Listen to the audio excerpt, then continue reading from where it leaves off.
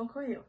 Vou estar deixando um slide na tela para que o senhor consiga entender melhor, compreender melhor e ler melhor. Bom, a industrialização do Brasil iniciou-se efetivamente na segunda metade do século XIX, mas ganhou um impulso significativo a partir da década de 1930. Isso porque a industrialização do Brasil é considerada um processo tardio, uma vez que teve início um século depois do surgimento das primeiras indústrias na Europa. As primeiras manufaturas foram abertas no território nacional durante o século XIX, mas somente a partir da década de 1930 que o processo ganhou força.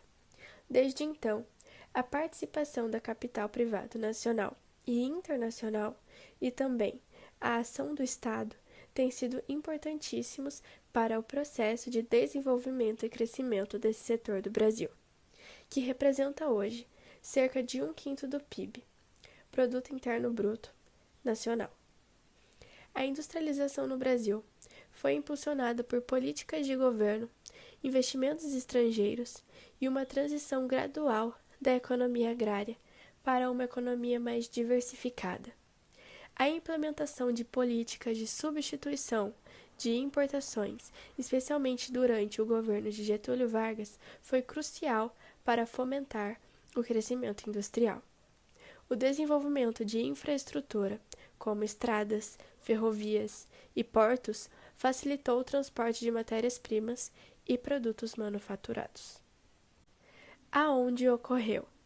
Bom, as principais áreas de industrialização foram o Sudeste, principalmente os estados de São Paulo, Rio de Janeiro, onde era a capital do Brasil na época, e Minas Gerais. São Paulo emergiu como principal centro industrial devido à sua infraestrutura, mão de obra qualificada e proximidade com os mercados consumidores. O processo de industrialização também se estendeu a outras regiões, embora em menor escala, como o Sul, Rio Grande do Sul, Paraná e Santa Catarina e algumas áreas do Nordeste. Quando ocorreu? O processo de industrialização começou a ganhar força na década de 1930 e continuou a se expandir nas décadas seguintes. Durante os anos 1950 e 1960, o Brasil passou por um período de rápido crescimento econômico e industrial, conhecido como o milagre econômico. A partir da década de 1980, a industrialização continuou, mas com desafios econômicos e sociais, incluindo crises econômicas e ajustes estruturais. Esse processo transformou o Brasil em uma das maiores economias industriais da América Latina, com setores diversificados, incluindo a produção de automóveis, aço, alimentos processados, têxteis e eletrônicos. Oi, tudo bom? Eu sou o aluno Matheus, do grupo de Geografia, e hoje agora estarei falando sobre a Revolução Industrial Brasileira e suas mudanças socioambientais. Primeira coisa que a gente entender que constituía o país naquela época era que cerca de 70% da população brasileira morava e vivia em área agrária, ou seja, as pessoas trabalhavam na roça, ou seja, trabalhavam nos meios rurais, trabalhavam nas fazendas, e elas não viviam dentro das cidades, dentro dos grandes centros, dentro das grandes metrópoles. Com a Revolução Industrial Brasileira, isso teve que atrair muita mão de obra para os grandes centros. Então as pessoas se locomoveram do campo, ou seja, fizeram um êxodo rural, que hoje é conhecido como êxodo rural, mais ou menos ali na década de 50, na década de 45, para chegarem às grandes cidades, grandes centros, principalmente naquela época que explodiu a população, a cidade de São Paulo, que constituía muitas indústrias ali no sudeste do país, no estado de São Paulo, a cidade de São Paulo capital. Para começar, grande parte dessas mudanças que a gente teve sociais e ambientais, uma delas foi que a gente começou a desmatar as áreas ambientais para poder construir mais casas, para construir moradias irregulares que são hoje conhecidas como as favelas, como as periferias das cidades grandes e até das cidades média grandes, como por exemplo cidades de 600 mil habitantes hoje podem constituir favela graças a essa época. Por que aconteceu isso? Porque as pessoas, elas, quando migravam do campo para lá, elas não tinham muito aonde morar. E como o salário para quem trabalhava nas fábricas não era muito alto, as pessoas se viam desestabilizadas, elas não tinham onde morar, então elas invadiam áreas, criavam terrenos, entre aspas terrenos, porque ali tem lugares que não tem como se construir. Nesses terrenos elas construíam casas, moradias irregulares e faziam as grandes partes favelas. Isso daí da Revolução Industrial foi bem negativo ao ponto da sociedade brasileira, que hoje em dia cerca de 19,56% da população nossa reside em favelas. E esse número sobe muito mais quando a gente vai para os grandes centros. As pessoas elas levavam uma vida de trabalhar nas fábricas, voltarem para suas casas, e isso demandava o quê? Demandava transporte, nem todo mundo conseguia ter um carro. Então também teve que aumentar a infraestrutura de urbanização, ou seja, tinha que aumentar pessoas com pontos de ônibus, tinha que aumentar pontos de trem, criação de metrô, que veio depois.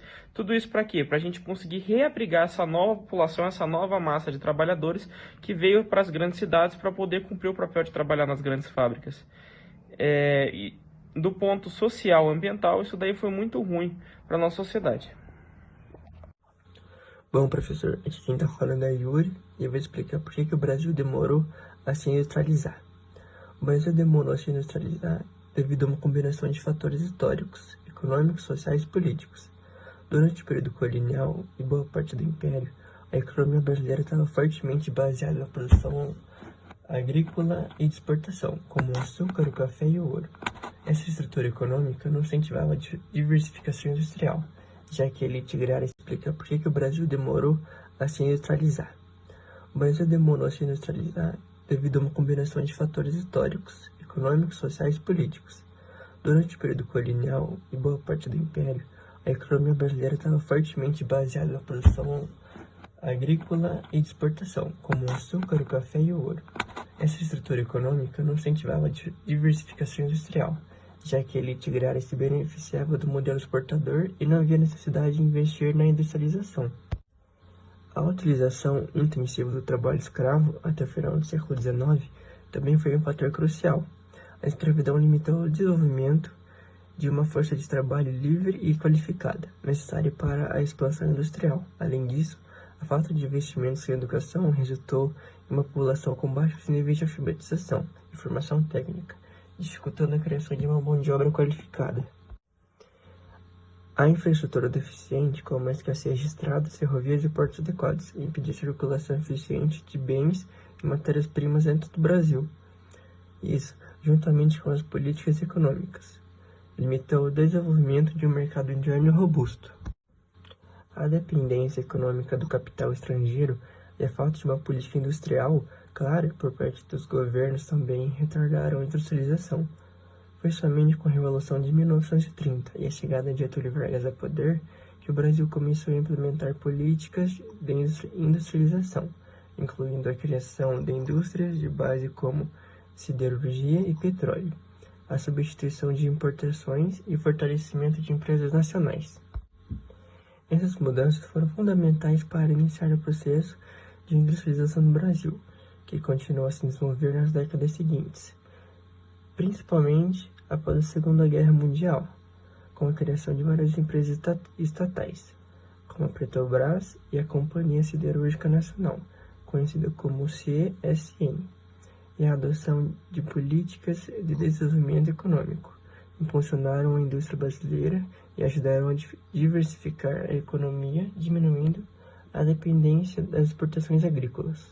Bom, agora eu vou explicar como foi o processo de industrialização no Brasil.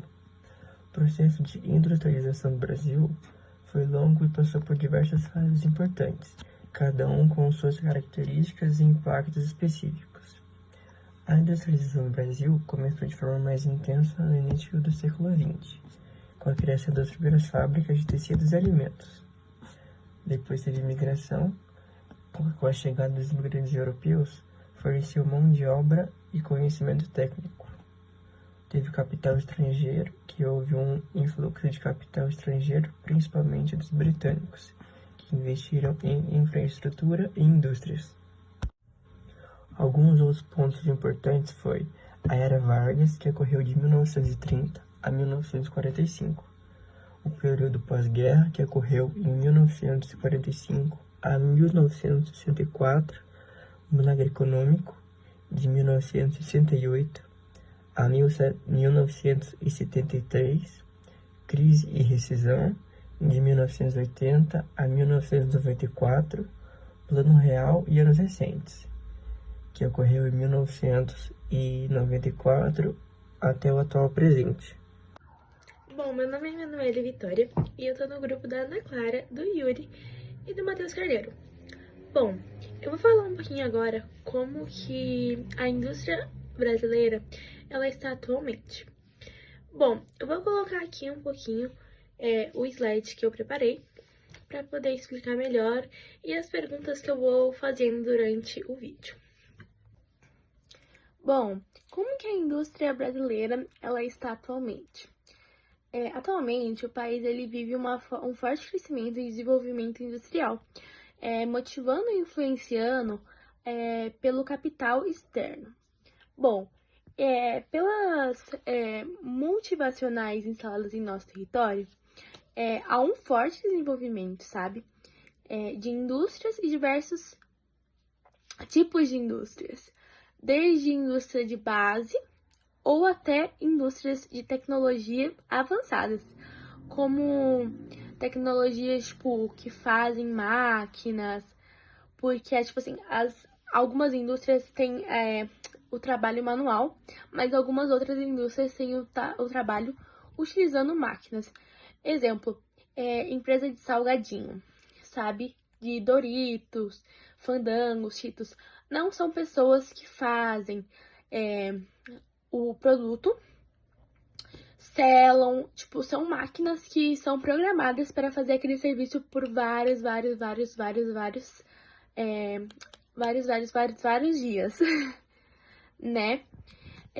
Então, agora o setor industrial, ele é responsável por 72% das exportações brasileiras e por 68% do investimento empresarial. Em pesquisa, o desenvolvimento é por 33% da arrecadação de tributos federais. Ela emprega 9,8 milhões de trabalhadores e paga os melhores salários. Bom, então esse foi o nosso trabalho. Muito obrigada pela atenção e até mais.